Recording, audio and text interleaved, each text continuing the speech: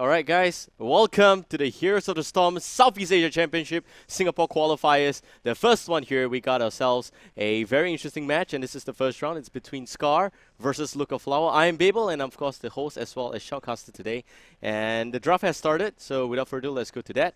We have the map being decided. It is Sky Temple. Sky Temple is one of the more interesting maps in Heroes of the Storm, where you have got a total of 3 temples spread out across a very big map, 3 lanes, but generally you have most of the mercenaries down south there, including 1 boss, as well as I think a total of 2 siege camps and 2 bruiser camps in the top half of the map. So generally the temple, this map, you have to play around the temples, and it is very important that you make sure that you are able to capture temple at the right timing. A lot of strategy will revolve around playing in in the vicinity of this temple, as well as forcing big team fights. Sometimes the temple spawns in quantums of 2, sometimes it only has 1 temple activated. But so far, that should still be a pretty interesting pick here. Generally, heroes like Gaslow are some heroes that will be very good on this map here. But the draft has started, like I mentioned, and it seems like we have the first pick going to Look of Flower. The first ban there is Jaina, and following which we have Scar banning Illidan. Illidan being banned on this map is a very interesting choice, because generally Illidan is not the kind of hero that is very devastating in this map. You really want heroes that can hold ground, and we have also very interesting picks coming up. But before that, Look of Flower does decide to go with Sylvanas. Sylvanas, one of my personal favorite heroes here, because it is a very strong damage dealer as well as a push hero. She has the ability to push lanes very quickly, as well as the fact that you've got a willing arrow that's always been able to go down and control most of these team fights, and that really helps the whole team in strategizing here. Scar follows up very quickly with a Kilthas pick. Kilthas is one of the later additions to this game, has got a very interesting set of skills that is designed to do a lot of damage to the opponents there. He also has got some substantial range in which he can cast Flame Strike if he adds the right talent there. Picking up the Brightwing here for Scar means that they are prepared for any form of bursty melee assassins coming from LAF. Brightwing has that natural polymorph, and the polymorph will be able to disable 1 hero. I would expect LAF to pick up certain heroes that could really deal with the polymorph, but we'll see what LAF decides to pick here. So far, the draft for Scar looks pretty okay. Substantial damage, great support, as well as good AoE controls there in this game here. For LAF on the flip side, Sylvanas is just a very open kind of a draft, and generally has got a lot of interesting here. Actually, it seems like the sights are wrong. Alright, it seems like the sights are wrong. My producer is going to switch over. LAF is actually on the left, and Scar's on the right. Thanks for the PM, Shade Fox. Fantastic. My bad. Alright, so my producer's going to change that up. The site's going to change up real soon. But, alright, so Scar is actually going to get the... Alright, so now it's fixed. Scar's going to get Vala and Rhaegar. Vala and Rhaegar is pretty okay built. I would say that Rhaegar is strong in terms of a burst heal. Burst heal generally makes sure that your whole team's going to have the ability to sustain in team fight slightly longer. And Vala on the flip side is just very consistent. One of the most consistent damage dealers in this game. Being able to make sure that Vala is able to do sufficient damage is very important, and giving Vala the space that she needs is important in this game as well. So I'm expecting Scar to pick 2 other good crowd control mechanics going forward. And on the flip side, we have Anubarak being picked here by LAF. Anubarak is one of the stronger heroes right now in this drop, because Anubarak has got a lot of buffs in this latest patch. The beetles do a lot of damage, and also Anubarak at level 20 has got a rewind skill that ensures at least 4 stun is going to be enough for a chain stun. And picking up an extra stunner, it's going to be Muradin here. Muradin, Anubarak, double stun is coming in. You know, this is actually a sustain. This is a sustain lineup here coming out from LAF. And it does seem like that this lineup is being very, very safe. They will be able to keep people at bay. There's a lot of stun here. Brightwing, if Brightwing goes for Emerald Win, means that Kilthas has got a lot of space to do those damage. But if you look at LAF's lineup here, they lack a lot of damage. So maybe they might go for triple tank composition with 1 solo Brightwing, just to give Kilthas sufficient space.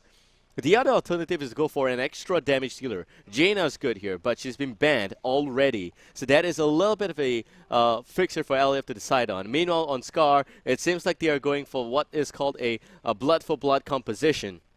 They've got the Sylvanas, they've got Vala, they've got Rhaegar. This is very bursty on their side here for Scar. And in general, that means that it is sufficient to take down any particular hero moving forward. We also got Diablo coming forward.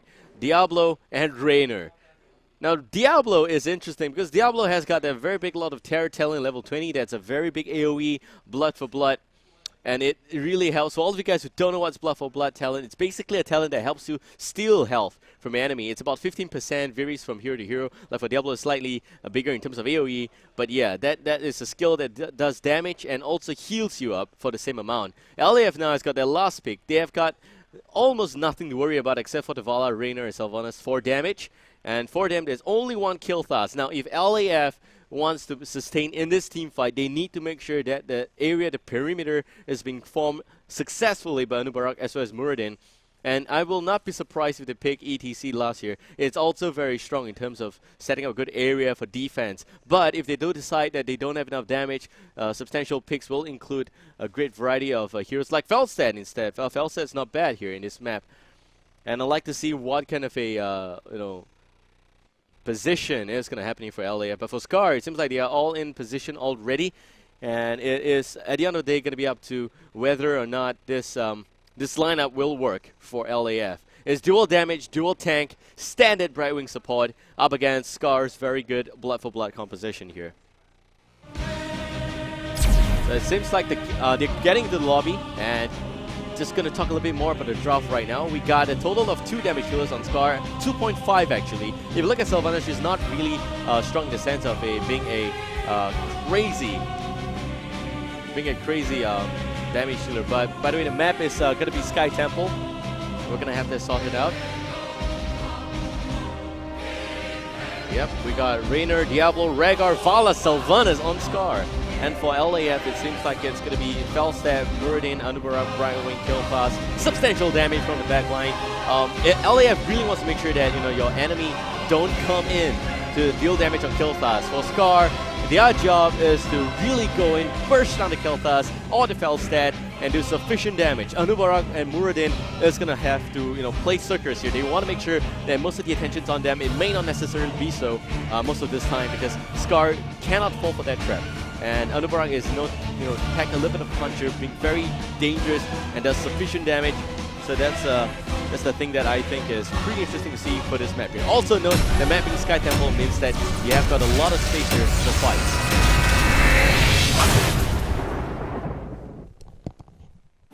Alright, so that's it, Sky Temple. 3 objectives. We got capture the temples, hold the temples, defend the temples. And like I mentioned before, if you have temples to worry about, you don't really have space for big team fights. This is a map that really tests the team's ability to strategize between specific timings and being mechanically inclined to push certain lanes down and making sure that those lanes are in their advantage here. So that's something that they really need to look into. On the flip side for Scar, I would say that they got some very interesting draft already. You got that heal, you got that damage. Diablo's scary. Unfortunately, Diablo losing the unstoppable talent, or rather effect on his skills, would mean that he is not able to bring that forward a little bit.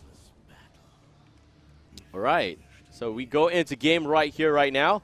And it seems like we are having, on the blue team, it is Sync, Nick Bart, Feline, Crandor, Shade Fox, and that's Luca Flower. And on the red team now, we got Scar. Zane playing as the Vala, Lunacy onto the Rhaegar, Clutch onto the Diablo. Sylvanas being played by TRW3360. And we got Uniteers onto the Raynor. For blue team, Feline onto the Muradin, Sync as Anubarak, Crandor as the bird that can fly, Felstead, Nick Bart as Kilthas, Shade Fox as the small dragon wannabe, and it seems like the stun's going to connect on Diablo. There goes a little bit of extra overpower not being used. There goes the stun, the chain stun, Clutch goes down. What a first engagement. We have LAF already surging ahead in slight terms of EXP here, but for the raid team, they are still slightly behind, and it seems like they're not able to take the team fight. Diablo has got that shadow charge, but he's not even able to use that skill at a point in time. Also, interesting thing to note is that Sylvanas was not in that team fight, and that is a little bit unexpected coming forward. If you look at the damage so far, Felstad did most of that punch there. And really, you can see the gank coming in. Felstad going in. Sylvanas wants to use that extra runaway skill, and she's going to be okay. Haunting Wave is going to be fine. Now, if you look into the talent build so far, Power Throw is very standard. Meridian Reverberation means that he is going to be able to hold people back, especially those damage dealers like Vala, Raynor. Raynor is going to be so affected by Reverberation because his Inspire actually helps you to increase attack speed, but Reverberation negates that and lowers it by 50%. Scouting Drone is very standard for Brightwing these days, and it's going to be the build coming up for Anubarak as well as very interesting Mana Addict that's going to help Kel'Thuz's with some mana issues here. Meanwhile, for the red team, you got that healing totem that's very important as well. Rancor is standard stuff. This is actually going to be a tanky Diablo, and it seems like Diablo's talent is very different, as you can see here. There we go, give me more Adrenaline Rush, little buff there for Raynor. Hold that top clutch, good pushback on Sync. Shade Fox now getting some damage on, coming up from the raid team. The Temple Guardian looking to push them away. Clutch gets pushed back all the way. And Sync now in great position, lands a good impel on 2. And here comes the rest of the team. They are still struggling to defend. Lunacy is slightly in front here. The tank is already down to 50% on the red team. They're going to have to pull back. Meanwhile, for the rest of them, it seems like they are also going to try and hold the front and defend. The Temple is going to go to the red team. The blue team, meanwhile, Meridian Feline is taking the Temple on top here. He is going to be okay. And it seems like we're going to have Uniteer swinging by. Sync's already at the top lane. The Temple's already expiring here, so all full charge will go to the blue team. Red team, this means the red team will lose the healing well. And on the mid lane here, you can see Clutch healing up very quickly. But similarly speaking, you can look at blue team. They also lost the healing well. And it seems like Uniteers is going to be the one that's soloing the top lane. Bottom lane, Corendor as the Felstad up against TRW as Sylvanas. And mid lane, it seems like it's going to be a 3-on-2 situation. Top lane, some ganks happening there. Unity is dropping, but you're going to have the Adrenaline Rush to help him a little bit. Unity is going to be alright. That's the good perk of playing Raynor. You make sure that you're always fine. And Clutch, hold that talk. Clutch actually slamming Sync a little bit there, but not able to do much after that. But yeah, Uniteers is just being very, very strong in the laning phase because Raynor always has the ability to heal up with Adrenaline Rush if anything goes wrong, and that's very important for laning phases moving forward. So if you look at the EXP, very close game so far. Both sides seems to be at level 5. Level 6 now. They have 2 talents each. If you look at the talent, Gathering Power, Thunderburn, which is standard. So it seems like Meridian's not going for the standard tank Meridian build. He's actually going for more utility, more damage on the Thunderclap. And you can also see Anti-Magic Powder being picked up by the Brightwing. That's going to help him a bit. It's the Beetle, and the Barak gets confirmed. He's going to spawn Beetles every 8 seconds right now as well. And GP up on the Kel'Thuz as well. That's it. Zane goes in. Going to steal down this extra siege camp. And he gets it. TRW goes down. Zane, zone out here. Going to try and pull back. Unity is also going to run away. But here comes the tank. Clutch is in the game here. And here comes the Granddaddy. But unfortunately, all he does is just one Firestorm. That's all he's going to do. Losing the siege camp is not a big deal, but it is going to be a slight distraction for the raid team. They will lose some EXP on the top as well as bottom lane. And as you can see here, the blue team is surging ahead. They're going to get level 7 first, which means that they will have their 3rd talent available for them moving forward into this next temple phase here. It is actually going to be a solo temple down south by itself here, and Corendor are going to do sufficient damage. The temples will spawn right now. The whole team soaking just to make sure they get level 7. They do get level 7. It's on level playing field again. And a little bit of the extra scouting drone doing its duty there. Sync, good stun on Lunacy. Lunacy dropping 50%. Feline doesn't connect there. Unfortunately, Nick Bart now with some burst damage on Zane, but no one going down just yet. Lunateers gonna try and pull back. Uniteers dropping. Adrenaline Rush being propped there. Zane falling back again. Clutch zone out. He is actually by himself here. Feline letting the stun, but here comes Haunting Wave. Sylvanas doing all the damage. Feline goes down. Sig now gonna try and pull back Zane in that area as well. And that goes also the hammer throw. Hammerang that's not really doing its damage. Zane is also gonna land multi-shot. The Guardian now going to the red team. Defending Unity is soloing that one up. Meanwhile, the blue team losing the Meridian, not able to commit to this fight right now. They are slightly ahead in terms of EXP, but not so much. There's also going to be that extra healing drone there helping them all along. Lunacy now going to actually try and pull back here, but you can see the bottom tower going to really go down as well. And most of the temple shots will go to the blue team. That's it. Diablo is actually going all the way back up here to soak the top lane with Raynor at the mid lane. In terms of EXP, still very close game. We don't see anyone going forward for this Bruiser camp until recently. And that's it. Bottom lane, you can also see that the bottom fort getting challenged by the whole team. LAF, all 5 of them down here. They're very focused. They want to make sure that the bottom fort is gone. It is gone. That's also the towers, but they're not so worried about that one there. So the red team does pick up the Bruiser camp. And they will also go back down to the mid lane here to defend. Zane goes in, lands a stun on Uniteers, Reina, 3-man stun on Impale, and Diablo getting zoned in. Also going to see a flame strike. Diablo goes down, and Zane by himself going to do some damage on Crandor. Crandor going to pull back as well as the whole team, LAF, scores 1 nice kill and will be fine right now. Very interesting. The Mule actually being picked up by Brightwing. So this Brightwing really is working to the favor of this map. Having the Mule make sure that the Temple's effects are not so strong against your structures. And your structures should be okay. You also have Nick Bard as well as the rest of the team doing damage behind. Seems like LAF's going to get a level 10 first. Red team needs to soak up right now. They cannot afford an engagement when the blue team has got the heroic talents up and running.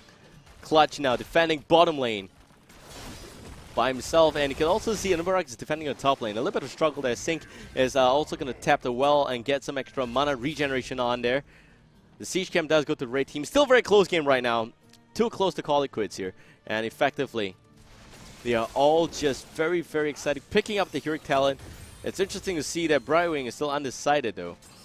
Hinterland Blast, Avatar, Locust Swarm, Phoenix getting picked up by the blue team. We also have Bloodlust, Reign of Vengeance, Apocalypse, Unknown, and Willing Arrow being picked up by the red team. It is actually going to be a Hyperion. So that is a very interesting strategy. It's not really pushy. I thought that with the Bloodlust Cup, you wouldn't want to go for Reigner's Raiders. Unfortunately, that's not the case because the damage is not going to be concentrated in that sense. And the blue team now is already a level 11. Due to that level 11 and 10, there's not much of a big difference. Hold that thought, Sync, lands a stun. 3 beetles on Zane. The amount of damage is crazy right now. Lunacy getting whatever charges off the temple as much as he can. Blue team gets the temple bottom lane. They also hold the front at the mid temple. Hinterland Blast connects to the APOC again, and Clutch now going down. Lunacy goes down. Zane goes in, picks up kill thus, but it's not going to accomplish anything. Takes down Crandor, but still goes down at the end. Feline kills also the Raynor at the end. Now it's going to be Sylvanas up against the Muradin. He's got a third win, or rather second win. He doesn't buff that up. Here comes the Brightwing. 2 against 1. Sylvanas goes down, and the blue team gets the mid temple. They also have charges remaining on the bottom temple right there. 3 charges, but unfortunately Brightwing couldn't wait any longer. But guess what? Diablo's back, and Shade Fox holding the front. The last few charges seems like it's going to Clutch, and he does finish the extra detonation here. Feline comes back, hoping to kill off Diablo. Reverberation in effect already from the Thunderclap, and Crandor flies right in but doesn't get anything off. Bottom temple is still up for grabs. They are also going to go down there, and it seems like Lunacy is effectively here. Ow. Yeah, he gets the last charge of the temple just in the nick of time. We have a replay. Let's show it.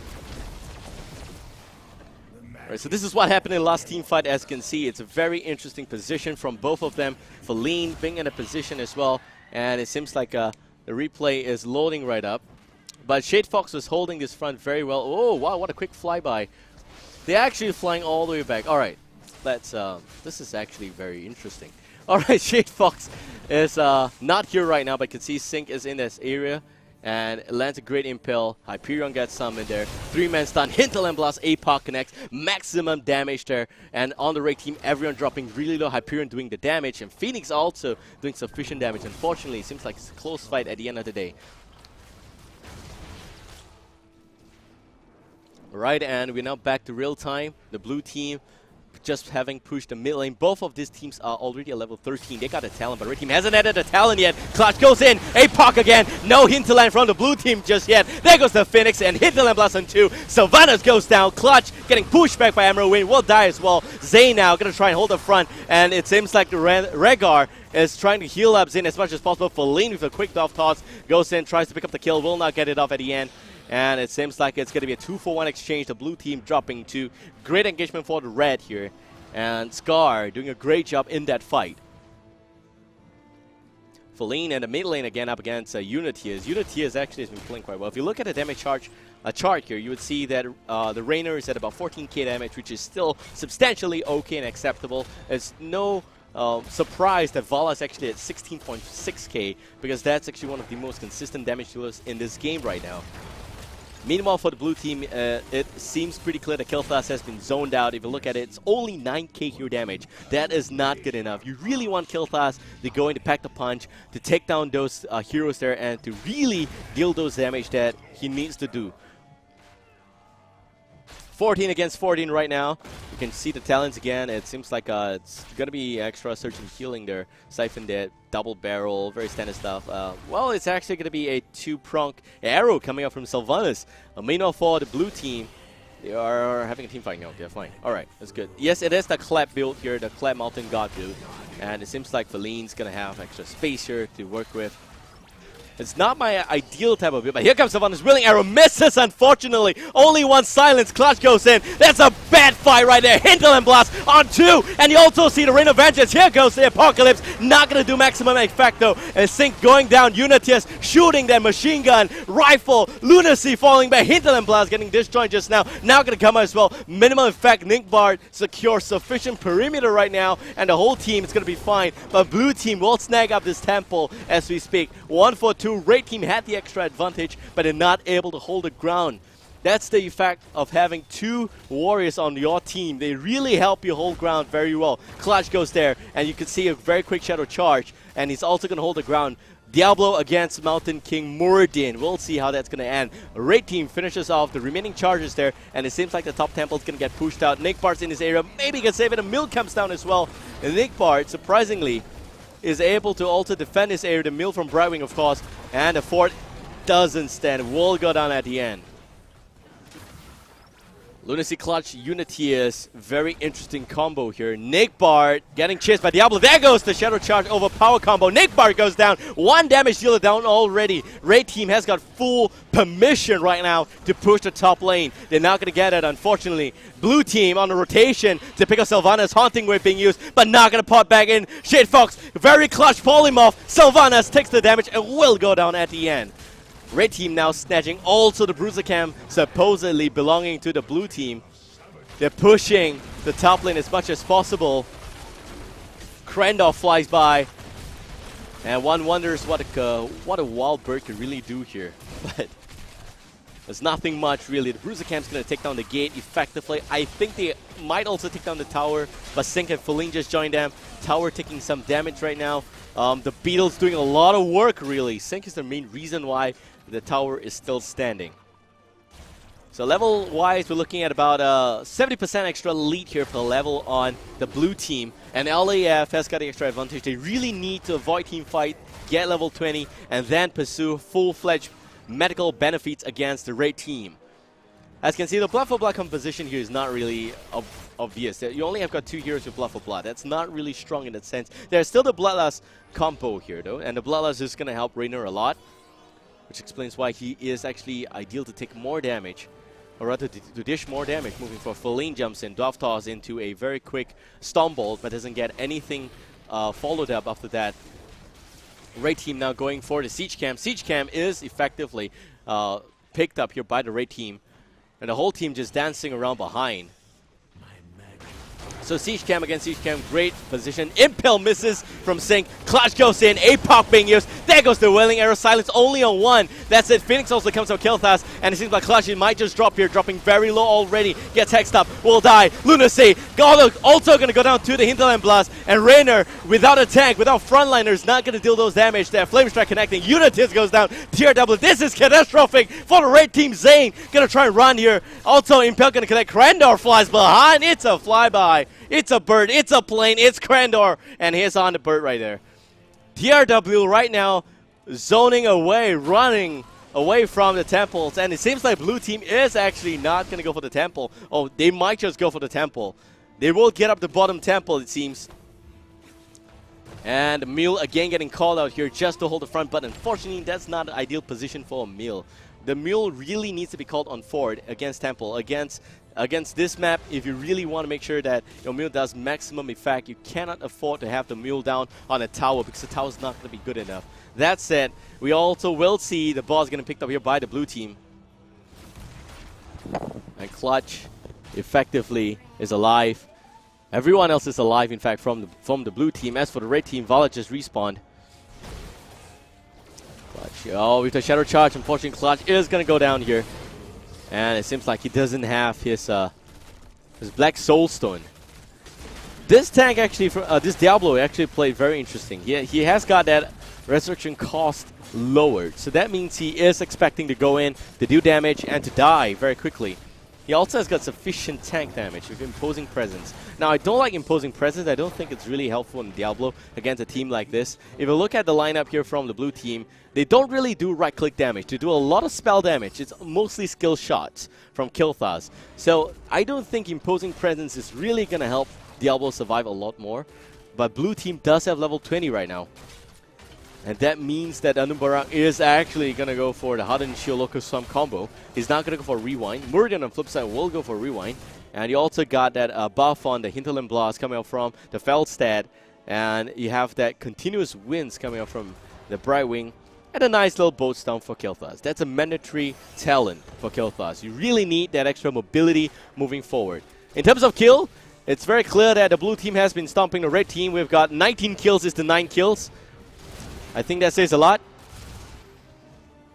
And all the cooldowns are actually off right now. So they can actually take this team fight. It's in the blue team's interest to fight here, right now. Feline gets charged. Great preventive measures from Diablo. Diablo needs to run. Nice silence from Sylvanas, but that's actually a waste of all the ultimate, or rather heroic talents from the red team. But they have to make sure that they are safe. They cannot afford to die there. It would have been an instant KO for the team. Cooldowns are counting right now, and they are also soaking up the lane. They need to make sure they hit level 20 ASAP. The blue team denying whatever EXP they can off the red team right now. 18 minutes in, 19 kills is to 9. LAF against Scar. Scar falling behind shortly, slightly, but should be okay to play level playing field right now. Level 20 both sides, level 21 on blue, in fact. And it seems like we're going to have a bit of a greed attempt by the blue team. Hold that thought. LAF strolls right in the middle here. Misses the stun from Feline. Sync in great position to land a nice extra stun, but not going to get out of that. Also going to see some extra damage coming out. Zane goes in, picks up Kilthas. Will take the fall as well. The Rain of Vengeance doing minimal effect there, but that's been enough. Hinterland Blast connects on Unitius. Unitius still going to be okay. The blood has been popped already. Not going to have that. No extra kills. Clutch sustaining as much as he can. 4 against 2 right now. Singh goes in. Great stun. Unitius going to go down. TRW 3360 is all that's left against Sylvanas, not doing the damage that she needs to do. 25,000 should have been a little bit more, but in fact has been pretty okay for pushing. Really, it's all because they don't have those heroic talents. They don't have the Willing Arrow, and they don't have the Apocalypse in the last team fight. They should not have taken a team fight there. Even if they're level 20, there's no way they would have won a team fight. That's it, Rhaegar with the Stomp Shield, both of the Stomp on Vala, and it is going to be a lot of terror on Diablo. Scorch Earth onto Reyna's very own Hyperion, and Deafening Blast is going to help increase the AoE a little bit for Sylvanas. 10 kills is to 23 right now. LAF looking very good. They are way ahead, and if you look at the forts, it's all going to be left with the top fort here, and it seems like Shade Fox is able to take up most of the remaining charges on the mid-temple, and the blue team is also snagging up the top temple right now. The shield dropping, it seems like that, well, it will seem like the core is going to take some damage here.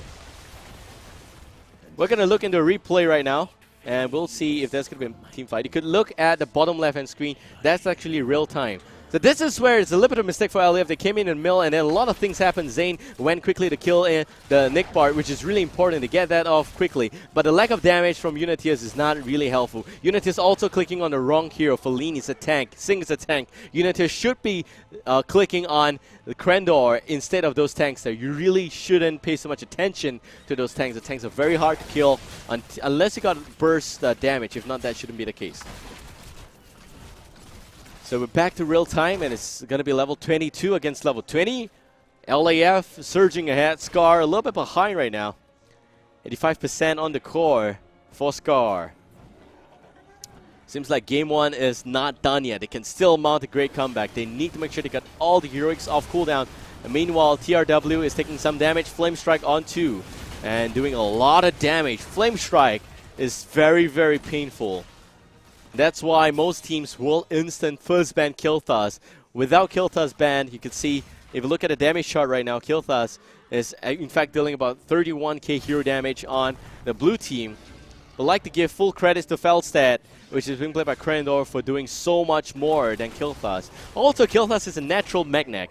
It's a natural magnet for all those chicks in town. You know, everyone just wants to get a piece of Kilthas this day. And that's really surprising. This is going to be the finisher here. This next engagement is going to say it all. If the blue team secures 1 or 2 temples, they are going to get the core of the raid team completely erased. Lunacy getting stunned by Sing. Sing goes in. Extra damage. The healer's down. Zay now going to try and pull back. Hyperion not doing any damage right now. You can see the temple's not even spawning just yet. This is where it is going to be up to a split fight. Losing one member is really a nightmare for Scar. They're getting scarred really bad right now. 2 temples for blue, 1 temple for raid. LAF going ahead. Shield of the core going down. Sing goes in, misses the stun. Phoenix comes out, nothing gets done. That's it. Unity is doing some damage behind, but you're gonna see the Vala goes down first. Nick Bar goes behind. Good stun. Flame Strike. Unity is gone, and that's it. You're also gonna see the top temple going to the blue team. The core is going down. The core is gone, and the game is done. Game 1 goes to LAF. What a crazy fight from both sides. It is still very close, going all the way to the end until we see LAF having the extra positioning there, having the extra talent, making the crucial call of taking out the enemy while their heroics are on cooldown. I think they know that heroics are on cooldown, and I think that they really timed it very well. In general, it's a close match until it's like level 17, and I think I like this fight a lot. That's a huge props to Krendor. That Birdman there really does a lot of damage here. I think Hinterland Blast connected on more than 2 targets for most of that skill being used, the skill shot being very accurate and all. And also, he's got actually one of the highest siege damage. That's surprising. 108,000 siege damage. Sylvanas, being a specialist, you know, pushed a little bit more. But in general, the Sylvanas is not doing sufficient damage. 26,000 is not good enough. Generally, a good Sylvanas should be around 35k. But I don't blame TRW for this game, because he's been completely focused on most of these team fights, and you really want to make sure that your Sylvanas has got the space. That's what's lacking on the raid team. That's it. We're going for a short break. They will be drafting for the next game real soon. Hope you guys enjoyed this coverage. I'm Babel. See you guys. Don't go anywhere. We'll be right back. And that means that blue team will have 1 extra talent. Here comes the backup, I hope. And I don't know, but they get spotted by the scouting drone.